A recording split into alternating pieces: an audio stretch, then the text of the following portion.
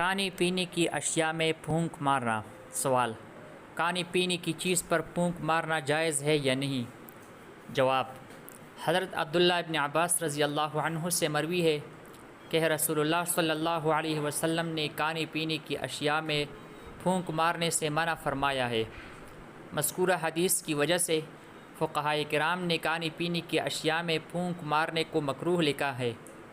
امام ابو یوسف رحمہ اللہ فرماتے ہیں کہ مطلقاً پھونک مارنا ممنوع نہیں ہے، بلکہ اس انداز سے پھونک مارنا جس سے اف یا اس جیسی کوئی آواز پیدا ہو، ایسی پھونک مارنا ممنوع ہے۔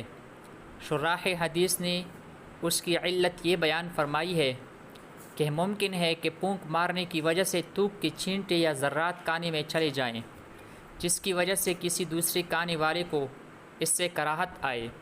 اسی وجہ سے بعض شراح نے یہ بھی لکھا ہے کہ یہ حکم اس آدمی کے لیے ہے جو کسی دوسرے کے ساتھ کھا رہا ہو، چنانچہ اگر کوئی شخص کسی برتن سے اکیلا کھا رہا ہو تو اس کے لیے پھونک مارنا منع نہیں ہوگا۔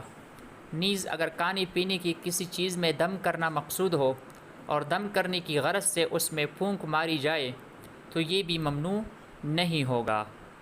واللہ تعالی اعلم۔ دارالافتاء جامعہ علوم اسلامیہ علامہ محمد یوسف بنوری ٹاؤن کراچی۔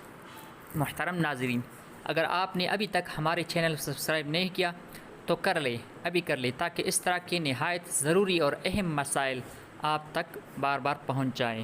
جزاکم اللہ خیرہ۔